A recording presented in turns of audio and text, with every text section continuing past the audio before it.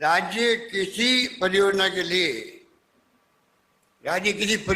लिए अपने राज्य के कैचमेंट से प्राप्त पानी एवं दूसरे राज्य कैचमेंट से प्राप्त पानी का 10% प्रयोग इस शर्त के साथ कर सकते हैं यदि परियोजना में आने वाले बांध और बैराजों का डूब क्षेत्र दूसरे राज्य की सीमा में नहीं आता हो।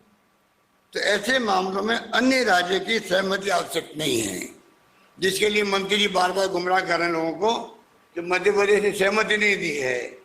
ये साफ कहता है कि खाली 10% पानी अगर दूसरे राज्य को लेते हो, सिर्फ आप 90% पानी आपका खुद का लेते हो और सिर्फ 10% पानी आता मध्य प्रदेश का, खाली डूब क्षेत्र है वो दूसरे राज्य का नहीं होना चाहिए, क्योंकि जनता को क्या वहाँ पे शिफ्ट करना पड़ता है, मुआवजा देना लंबा प्रक्रिया होता है। तो ये शर्त ये है कि यहाँ पर शर्त का मतलब हुआ कि मध्य प्रदेश का कोई भी भाग डूब क्षेत्र में नहीं आना चाहिए। एआरसीपी योजना में मध्य प्रदेश का कोई भाग डूब क्षेत्र में नहीं आ रहा है। क्या उन्हें शर्तें पूरी हो गई। विगत वर्षों में मध्य प्रदेश द्वारा पार्वती नदी की सहायक नदी नेवज पर मोहनपुरा बांध, कालीसी नदी पर कुंडालिया बांध निर्मित किए गए हैं। हमें बिना पूछे हुए, जो गलती मध्य प्रदेश ने करी है, बगैर हमें पूछे हुए उन्होंने हमसे कोई सहमति नहीं ली और अपने क्षेत्र में पार्वती नदी की सहायक नदी नेवज नाम है पर मोहनपुरा एक बड़ा बांध बना दिया है मध्य प्रदेश के अंदर, और कालीसी नदी पर कुंडालिया बांध बना दिया है। 2 बांध बना दिए अपने वहां पर, जिनसे मध्य प्रदेश में लगभग 2,65,000 हेक्टेयर क्षेत्र सिंचाई क्षेत्र विकसित हो गया है। उनका तो हमारे 2 लाख का भी मना कर रहे हैं। उनका 2,65,000 हेक्टेयर सेक्टर सिंचाई का विकसित हो चुका है वहां पर। अब आप इम्पोर्टेंट बात देखिए, इनकी अनापत्ति, इनका जो एनओसी है मध्य प्रदेश द्वारा बांधों के निर्माण के पश्चात राजस्थान से 2017 में ली गई है। बांध पहले बन गए, उसके बाद में स्वीकृति राजस्थान से ली गई। कल मैंने मीटिंग में बातचीत करी है क्यों हुआ, तो बताया गया तो वर्ल्ड बैंक से जो पैसा मिलना है वो अटक गया था। जब तक कि दूसरा राज्य आपको सहमति नहीं दे, उसके कारण से पहले की तारीख में एक्स पोस्ट फैक्टो ये आपको परमिशन लेगी राजस्थान से। उनका काम तो हो गया। मध्य प्रदेश एआरसीपी पर ऑब्जेक्शन किस आधार पर उठा रहा है, हम ये क्वेश्चन कर रहे हैं, जबकि उसने 2005 की बैठक में हुए निर्णय ही अपनी परियोजना बना ली। उससे 2005 में जो मीटिंगें हुई थी उसके आधार पर खुद की मीटिंग खुद तो बांध बना ली, उन्होंने अपना काम कर लिया। अब जो राजस्थान की बारी आई तो उसके करने का काम कर रहा है। तो आप जानते क्यों कर रहा होगा, ऊपर के इशारे होंगे। जो राजनीति चल रही देश के अंदर, ऊपर के बगैर इशारे क्या औकात है उनकी, मध्य प्रदेश की सरकार उनकी है। 2 मिनट लगते हैं। अगर नीत साहब है मंत्री जी की, प्रधानमंत्री जी की, 2 मिनट का काम है एक टेलीफोन करना शिवराज सिंह चौहान जी को, आप क्यों ऑपरेशन कर रहे हो, खत्म हुई बात। परियोजना की डीपीआर केंद्रीय जल आयोग की वर्ष 2010 की गाइडलाइन के अनुसार तैयार की गई। अपनी जो परियोजना डीपीआर बनाई गई है, जो CWC कहलाता है, सेंट्रल वाटर कमीशन, केंद्रीय जल आयोग, उसकी 2010 की जो गाइडलाइन थी उसके आधार पर ही डीपीआर बनी है।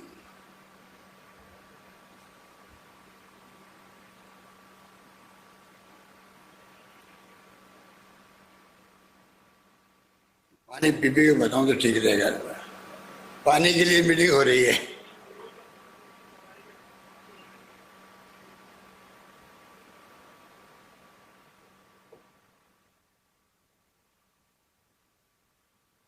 चंबल नदी पर धौलपुर में केंद्रीय जल आयोग का रिवर गेज स्टेशन है। बहुत इंटरेस्टिंग ये मैं बोल रहा हूँ, जो सुनने लायक आप लोगों के लिए। चंबल नदी पर जो चंबल नदी जाती है बारा और कोटा होते हुए, माधोपुर होते हुए सीधी जाती धौलपुर।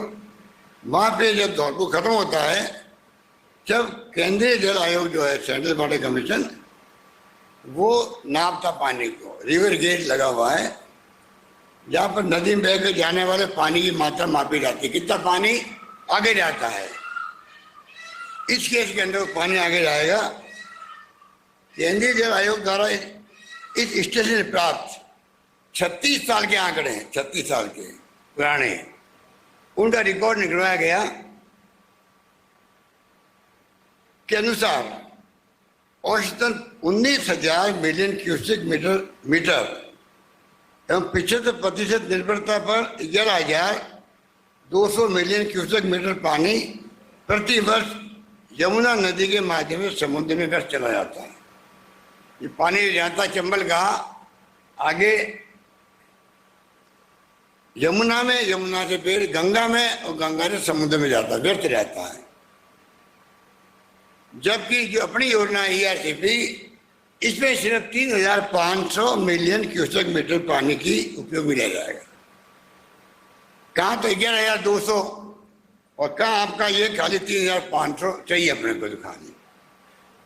हम लंबे समय से इस परियोजना को राष्ट्रीय परियोजना की महत्वपूर्ण परियोजना घोषित करने की मांग केंद्र सरकार से कर रहे हैं,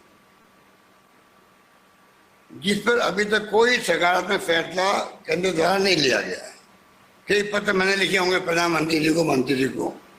माननीय प्रधानमंत्री नरेंद्र मोदी जी के जयपुर एवं अजमेर में 7 जुलाई 18 और 6 अक्टूबर 18 का मतलब 2 महीने पहले चुनाव के, जब आदर्श आचार संहिता लागू हो जाती है, मॉडल कोड ऑफ कंडक्ट लागू हो जाता है, उस वक्त 6 अक्टूबर आ गया, लगभग 2 महीने लगता है मुझे।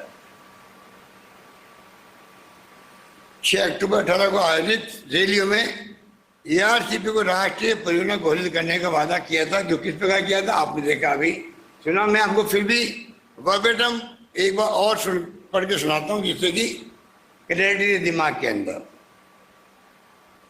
प्रधानमंत्री महोदय बोलते हैं 7 जुलाई जयपुर के अंदर, आपके लोकप्रिय मुख्यमंत्री, अब वो आपकी लोकप्रिय थी या अलोकप्रिय थी उनके लिए, वो तो अलग बात थी। वो तो आप जानते हो कि लोकप्रिय और अलोकप्रिय क्या थी, प्रधानमंत्री के दिल में क्या उनके प्रति भावना थी, वो देश पूरा जानता है, मुझे कहने जा सकता नहीं। फिर वो पब्लिक को बताने के लिए कह रहे हैं, आपकी लोकप्रिय मुख्यमंत्री जी ने मुझे बताया है राजस्थान सरकार और बीजेपी के विधायकों, फिर आप लोग बेटे विधायक हैं, वो विधायकों द्वारा एक मांग केंद्र सरकार के सामने रखी गई है। पार्वती काली सिंध चंबल परियोजना को राष्ट्रीय प्रोजेक्ट के तौर पर घोषित करें। ये आप देखिए वर्डिंग में, पार्वती काली सिंध चंबल परियोजना को राष्ट्रीय प्रोजेक्ट के तौर पर घोषित करें, ये मांग कर रहे हैं हमारे MLA और लोकप्रिय मुख्यमंत्री। मुझे जानकारी दी गई है कि इसकी विस्तृत प्रोजेक्ट रिपोर्ट जल संसाधन मंत्रालय में भेजी गई है, ये जानकारी दी गई है, और परियोजना की तकनीकी जानकारी का काम चल रहा है। इस परियोजना से राजस्थान की 2 लाख हेक्टेयर से ज्यादा जमीन को सिंचाई की सुविधा मिलेगी। इस परियोजना से जयपुर, अलवर, भरतपुर, माधोपुर, कोटा, बूंदी ऐसे 13 जिलों में रहने वाली राजस्थान की 40% जनता आबादी को पीने का पानी उपलब्ध होगा। मैं आपको यह आश्वासन देना चाहूंगा, केंद्र सरकार इस मांग के प्रति सकारात्मक रुख रखेगी। अब मुझे बता दीजिए, जो अपन लोग राजनीति में मंत्री रहते हैं और क्या बोलते हैं मीटिंगों के अंदर, उसको तो गौर कर नहीं सकते आप।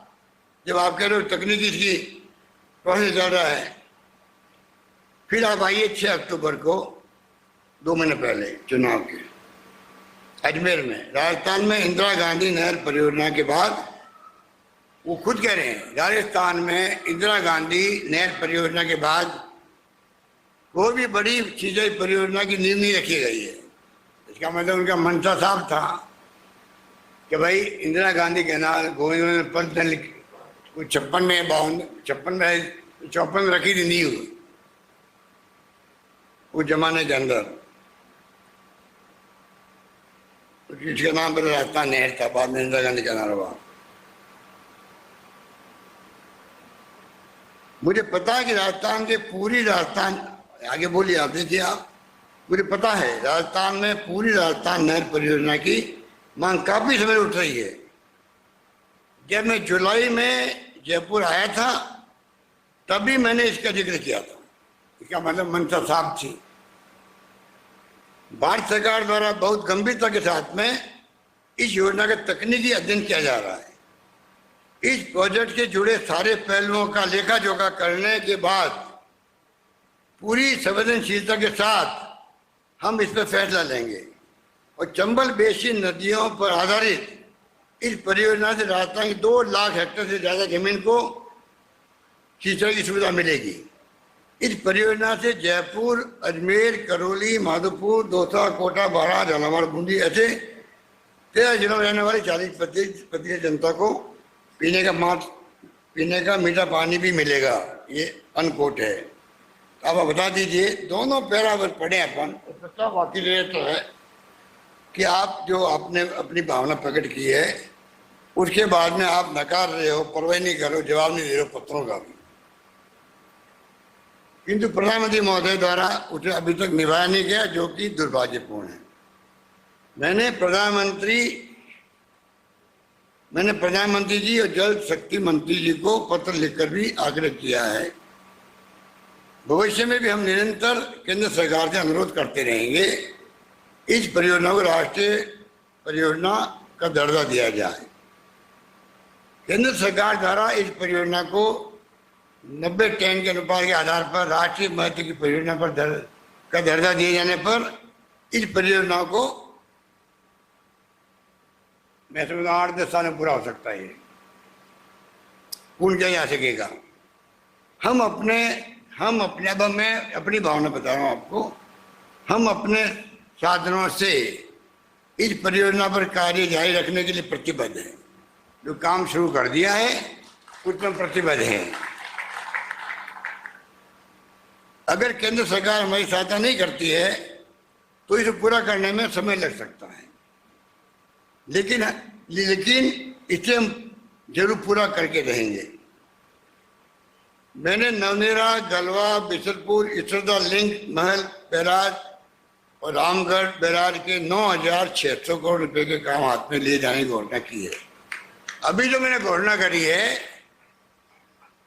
9,600 करोड़ रुपए मैंने इस बजट में घोषणा करी है कि नवनेरा का बांध हमारा बन रहा है। पिछली गवर्नमेंट वक्त में डीपीआर बनी थी, सारे टेंडर हुए होंगे, पूरा काम अपने आने के बाद ही शुरू हुआ है। करीब 60-70% काम हो चुका है। पर ये योजना बहुत बड़ी योजना है। अगर भारत सरकार, राजस्थान की कोई योजना आजादी के बाद में ऐसी नहीं हुई है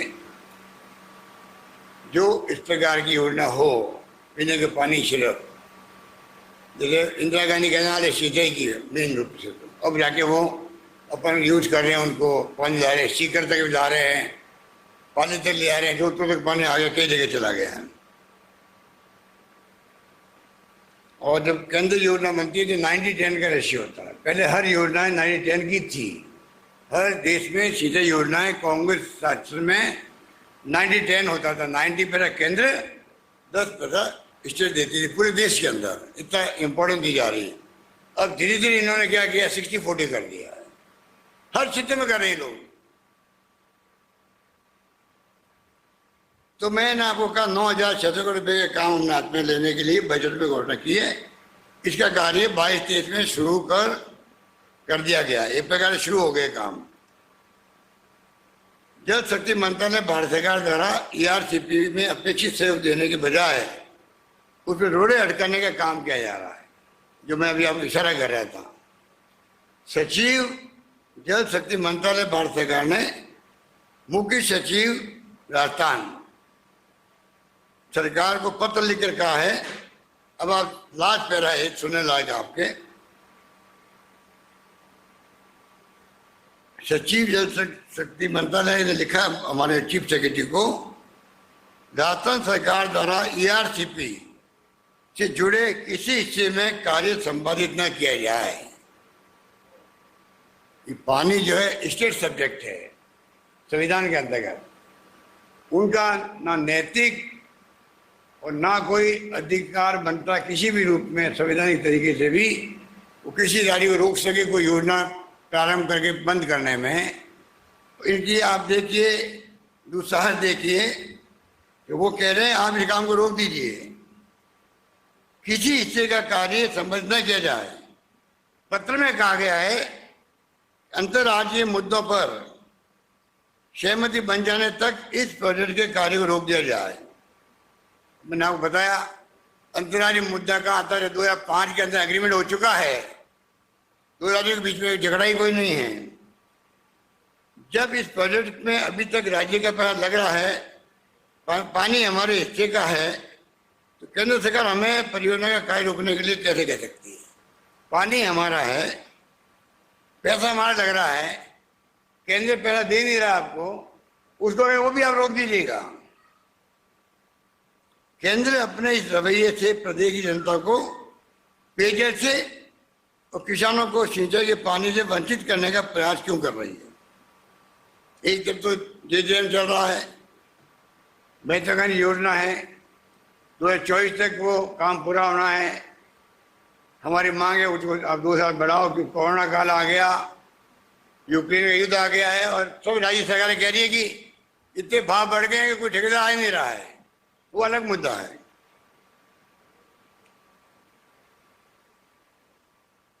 इस तरह के रोड़े अटकाने की वजह से इन 13 जिलों में न सिर्फ पेयजल और सिंचाई का काम प्रभावित हो रहा है, बल्कि सतही जल की उपलब्धता पर आश्रित जल जीवन मिशन की कई जिलों में सफलता की दर भी प्रभावित हो सकती है। जल शक्ति मंत्री जी ने इस योजना से सिंचाई कंपोनेंट को हटाने का उल्लेख प्रेस वार्ता के दौरान किया था, लेकिन तो नहीं किया है। एक बार प्रेस कॉन्फ्रेंस ने कहा कि आप ये हटा दीजिए सिंचाई कंपोनेंट, ऐसा कुछ उन्होंने सुझाव दिया था।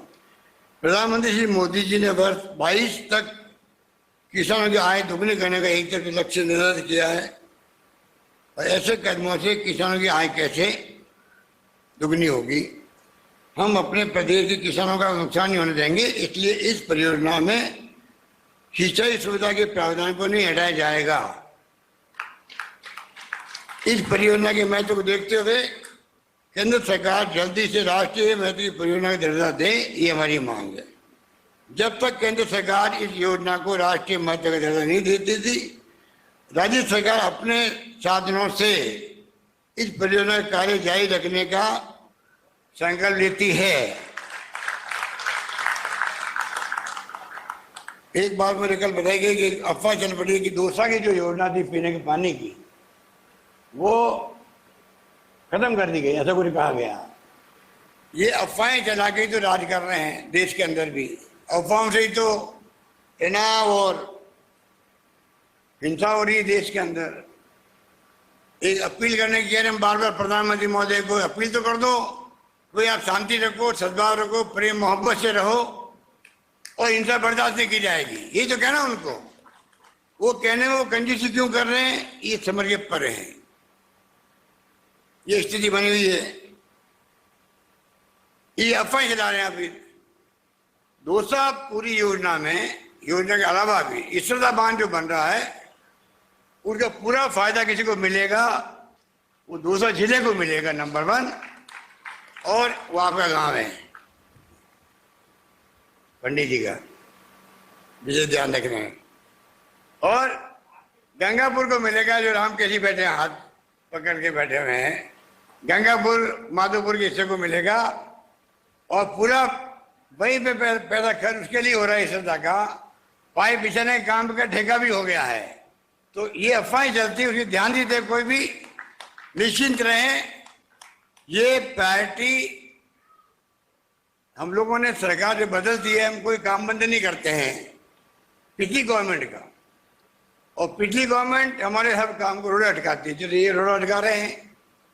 पिछले रिफाइनरी सोनिया गांधी जी, वीरप्पा मोदी जी ने आकर के शिलान्यास कर दिया, आप भी वो मौजूद थे मेरे ख्याल से, पचपदरा के अंदर, और उसके बाद में वसुंधरा जी आई तो 4 साल बर्बाद कर दिए, रिफाइनरी को काम नहीं होने दिया। चुनाव के पहले आगे प्रधानमंत्री जी वापिस शिलान्यास करने जा रहे थे, प्रोग्राम बन गया, कार्ड छप गए, मैंने स्टेटमेंट दिया, वहां मैसेज दिया पीएमओ के अंदर, हिंदुस्तान के इतिहास में कभी एक बार शिलान्यास होने के बाद में मंत्र पढ़े गए वहां पर, दूसरी बार मंत्र कैसे पढ़ोगे आप बताओ। तो नए कार्ड छपा दिए, नए बोर्ड लग गए, कार्य प्रारंभ होने के शुभ अवसर पर आ रहे प्रधानमंत्री जी, और वहां पे गए तो पूछो 5 साल बर्बाद क्यों किया आपने। वो योजना जो 40,000 करोड़ की थी और वो 70,000 करोड़ की योजना बन गई है, और ये ERCP भी आपकी 37-38,000 की है। जितना डिले करेंगे हम लोग उतनी और इसकी कीमत बढ़ेगी, इनको कोई चिंता नहीं है। तो मैं खाली आपको इतना ही कहना चाहूँगा कि मैंने जिंदगी में बचपन से देखा है, MP बना मैं 80 के अंदर, तब थे राजीव गांधी जी थे महामंत्री AICC के अंदर, हम लेके गए जोधपुर में उनको, शिवचंद्र माथुरी थे मुख्यमंत्री, वर्षा महिला जी थे सिंचाई मंत्री और PhD मंत्री थे। तब हमने घोषणा करवाई थी उनसे, इंदिरा गांधी कैनाल से पानी जोधपुर में आए, 15-17 साल लगे मुझे, कोई 200 बार में गया हूँगा दिल्ली से जोधपुर, उत्तर प्रदेश नहर पे जाता था मैं, इतना भागा दौड़ करी, दबाव बना रखा अधिकारियों पर, माहौल बना रखा पब्लिक के अंदर, तब जाकर के 17-18 सालों का काम पूरा हुआ। इतना टाइम लगता है। 200 किलोमीटर का 6 लेयर लिफ्ट है उसकी, बड़ी योजना थी। ये जो अध्यक्ष जी ने आप लोग कहा है उसके मायने हैं, काम सरकार किसी की भी हो, जनप्रतिनिधि दबाव बनाए रखता है उसका असर पड़ता है। अधिकारियों को भी, कर्मचारी हो, अधिकारी हो, मंत्री हो, सेक्रेटरी हो, सब समझ जाते हैं। रोज इसकी मॉनिटरिंग हो रही है, कमजोरी दिखी नहीं, बेईमानी हुई नहीं, क्वालिटी घटिया हुई नहीं तो हम पकड़े जाएंगे। काम जल्दी होता है, ठीक होता है। मैं आपसे अपील करूंगा, जो अध्यक्ष जी ने कहा है और महेंद्र मालवीय जी ने कहा है, आप कृपा करके ये जो विपक्ष के लोग अनावश्यक इसको क्यों वो घबरा गए हैं। अब देखा होगा कि महेश जोशी जो बोले इनोसेंट, वो माइक पे इनोसेंटली बोले थे, कॉन्फ्रेंस चल रही थी 5 राज्यों की, 5 राज्यों के मंत्री आए हुए थे, इनोसेंटली इन्होंने कहा भाई प्रधानमंत्री ने वादा किया, आपने इतना ही कहा।